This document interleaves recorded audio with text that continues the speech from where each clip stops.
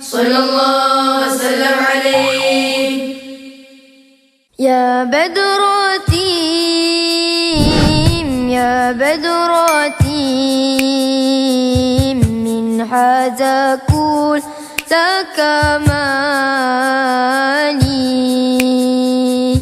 ماذا يعاب ماذا يعاب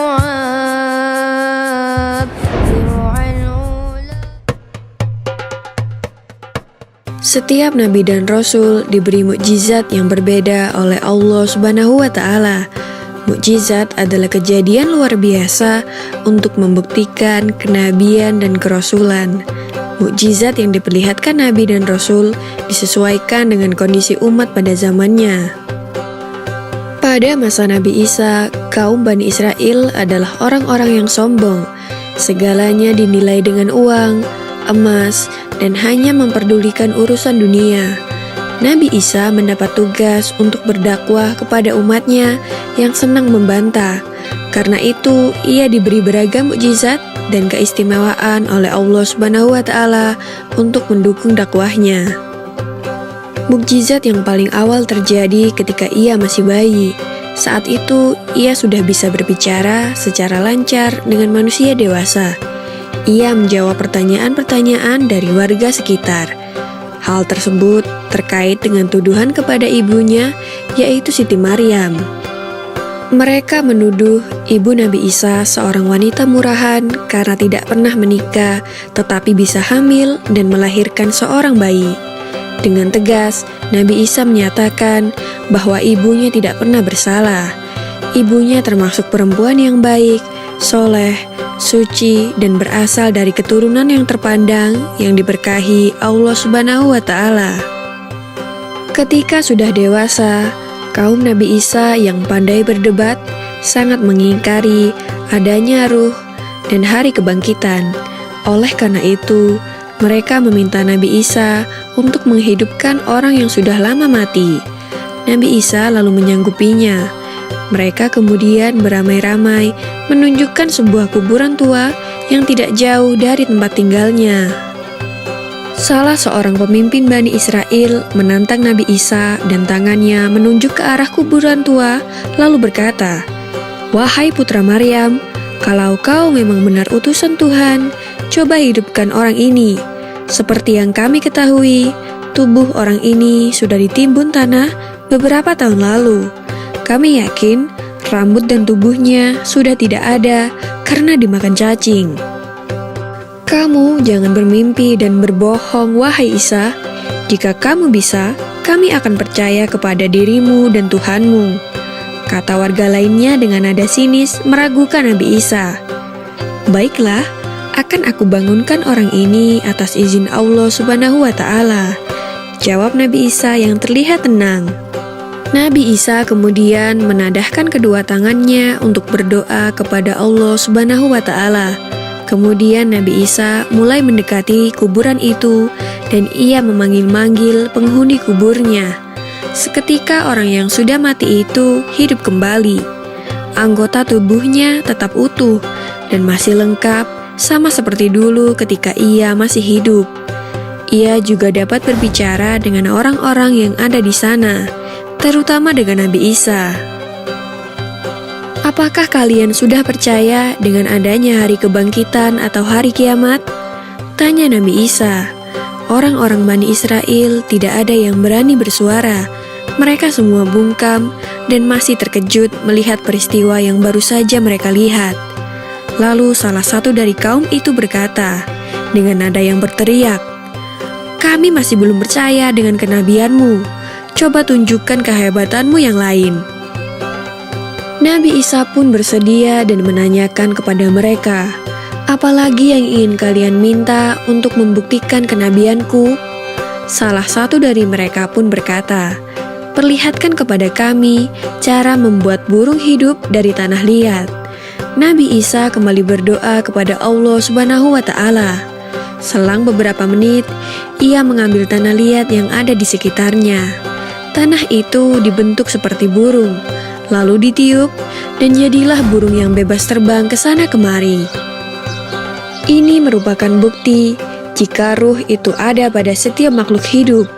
Sudahkah ini menunjukkan bahwa Allah Subhanahu wa Ta'ala Maha Kuasa? Ucap Nabi Isa, "Kami masih belum percaya kepadamu. Itu semua hanya permainan sihirmu. Dasar kau pembohong," kata para pemimpin kaum itu yang segera meninggalkan Nabi Isa. Demikianlah kisah Nabi Isa yang dapat menghidupkan kembali orang yang sudah meninggal. Semoga kisah ini dapat memperkuat iman kita terhadap adanya hari akhir atau hari kiamat yang benar adanya. Amin ya robbal alamin.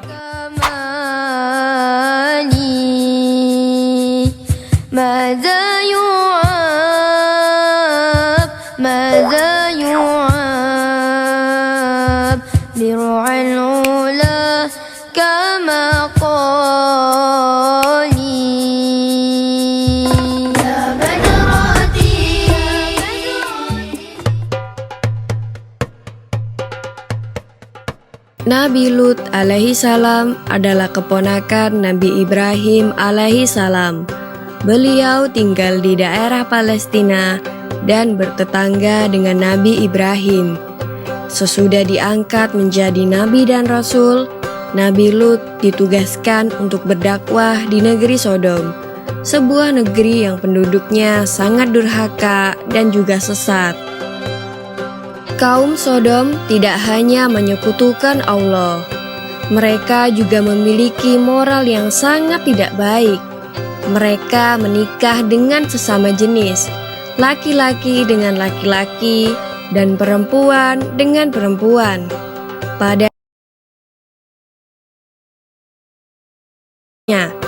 Yaitu laki-laki menikah dengan perempuan. Tugas Nabi Lut sangatlah berat. Beliau harus berdakwah kepada kaum yang telah menyimpang dari takdir mereka. Pikiran mereka sudah terbolak-balik dan mereka tidak merasa bersalah melakukan perbuatan dosa itu. Nabi Lut memberikan nasihat yang baik melalui dakwah-dakwahnya. Tetapi kaum Sodom tidak mau menerimanya dan mengejek Nabi Lut. Jika mereka diingatkan akan adanya hari pembalasan dan azab Allah yang sangat pedih, mereka malah menantang Nabi Lut agar segera mendatangkan siksaan Allah itu. Kesedihan Nabi Lut semakin mendalam, karena bukan hanya umat beliau yang menentang, tetapi istrinya pun malah mengikuti orang-orang sesat dan keji itu, membantu mereka menentang dakwah beliau. Pada suatu hari, Nabi Lut didatangi dua tamu yang sangat tampan. Istri Nabi Lut sangat gembira dan ia segera menemui kaumnya untuk memberitahukan hal itu kepada mereka. Mendengar berita itu, semua orang kegirangan. Mereka saling berebut untuk mendapatkan dua pemuda tampan itu. Maka berbondong-bondonglah orang-orang menuju rumah Nabi Lut. Mereka berteriak keras kepada Nabi Lut agar mengeluarkan kedua tamunya yang tampan itu. Nabi Lut gelisah mendengar teriakan-teriakan dari luar rumahnya. Dengan sabar, Nabi Lut mencoba menyadarkan kaumnya bahwa tindakannya itu tercela. Namun kaumnya tidak mau peduli. Mereka tetap menuntut agar Nabi Lut menyerahkan tamunya. Di saat yang genting itu, tiba-tiba kedua tamu Nabi Lut mengatakan bahwa sebenarnya mereka adalah utusan Allah. Kedua tamu itu menyarankan agar Nabi Lut untuk tenang dan meminta Nabi Lut sekeluarga beserta pengikutnya untuk meninggalkan negeri Sodom di malam hari, dan kedua utusan Allah itu juga meminta Nabi Lut dan pengikutnya untuk tidak berpaling melihat ke belakang. Maka keluarlah Lut sekeluarga melalui pintu belakang. Hari menjelang pagi, penduduk Sodom yang menunggu di depan rumah Nabi Lut tak sabar lagi. Mereka nekat mendobrak pintu rumah Nabi Lut. Seketika mereka bersorak begitu melihat kedua pemuda tampan itu di dalam rumah Nabi Lut. Tetapi maksud mereka untuk membawa kedua pemuda tampan itu sirna, karena tiba-tiba sepasang mata mereka tidak dapat melihat lagi. Mereka diazab oleh Allah hingga menjadi buta. Keesokan paginya, datang lagi azab Allah yang lain. Negeri Sodom ditimpa gempa bumi yang sangat dahsyat, dan kaum durhaka itu dihujani batu yang sangat besar dan berjumlah sangat banyak, sehingga tidak ada seorang pun yang hidup. Nabi Lut bersama istri dan kedua anaknya mendengar gemuruh hancurnya negeri Sodom. Mereka terus berjalan tanpa berani menoleh ke belakang. Namun istri Nabi Lut tergerak hatinya untuk menoleh. Maka istri Nabi Lut seketika berubah menjadi batu dan musnah bersama penduduk Sodom yang durhaka itu. Demikianlah kisah Nabi Lut alaihi salam yang berdakwah di negeri Sodom.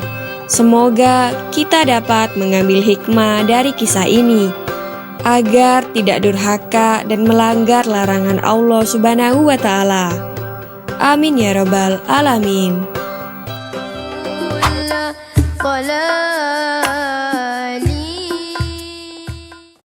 No reservations at